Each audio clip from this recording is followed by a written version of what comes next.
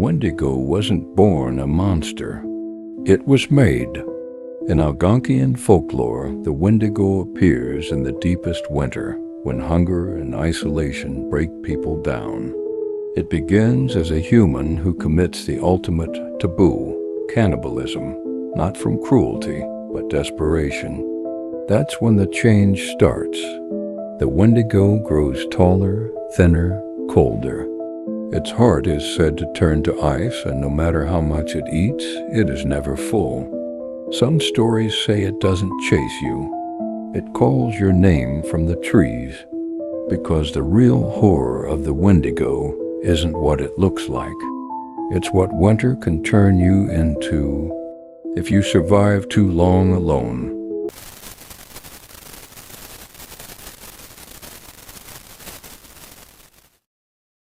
Zombies didn't start in movies. They started in folklore. The first zombie stories come from Haiti in the 1700s during the time of slavery. But these weren't flesh-eating monsters. A zombie was a person whose soul had been taken. In Haitian Vodou, it was believed a sorcerer could revive a dead body and control it, forcing it to work, walk, and obey forever. No hunger, no rage, just emptiness. This fear came from something very real, being worked to death, and then being denied rest even after dying. The modern zombie, the biting, spreading kind, didn't appear until the 20th century, but the original zombie was worse, because it wasn't about death. It was about losing your will and never getting it back.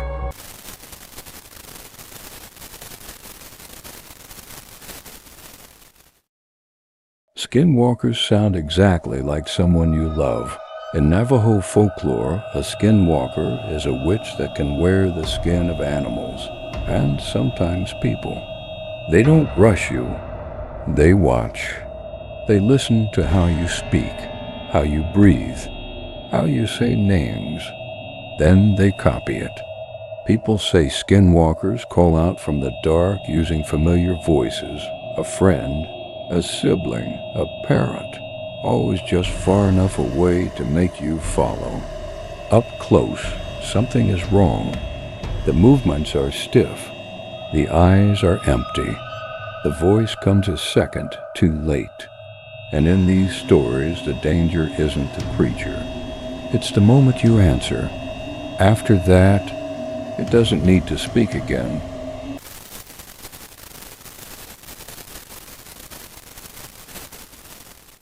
Deep underground, miners feared something called the Tommyknockers. In tin and copper mines, workers heard knocking from inside the rock. Tap, tap, tap. Some believed they were spirits of dead miners living in the tunnels. Sometimes the knocking was a warning, a collapse, bad air, disaster ahead. Miners who listened survived. The legend was so unsettling it later inspired Stephen King's The Tommyknockers. Because when you're underground and something knocks back, you listen.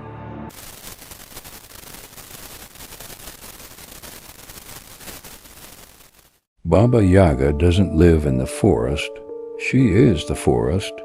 In Slavic folklore, one of the strangest yet one of my favorite stories is Baba Yaga, an ancient witch, something older than human rules.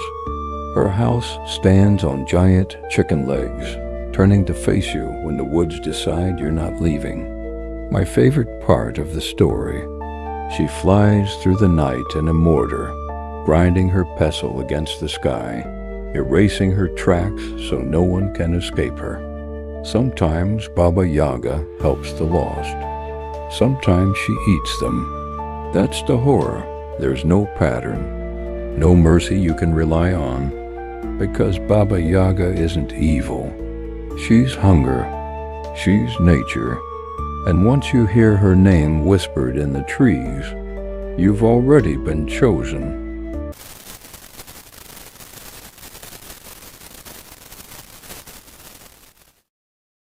The Night Hag isn't a dream. She's why you wake up unable to move. Across centuries, people describe the same terror.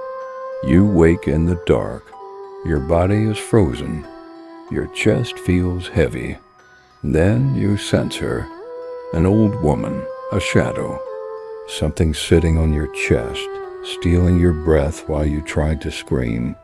She whispers. She waits. And the panic only makes it worse. Folklore says the Night Hag feeds on fear, returning again and again until her victim weakens. Science calls it sleep paralysis, but that doesn't explain why people across the world, centuries apart, all saw the same thing. Because maybe it was never just a dream.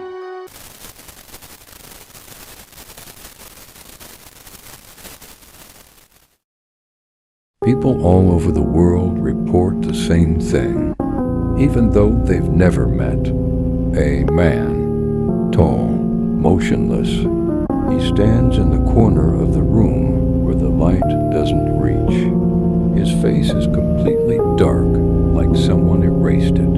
All you can see is the hat, a wide-brimmed hat, tilted just enough that you feel him looking at you. Even though he has no eyes, you can't move. You can't scream. Your body is frozen, but your mind is awake. And the worst part? He never attacks. He just watches. People say he appears during sleep paralysis. Others say he feeds on fear. Some believe he's been seen for centuries, long before the internet made him famous. So tonight, when you wake up suddenly, don't look at the corner.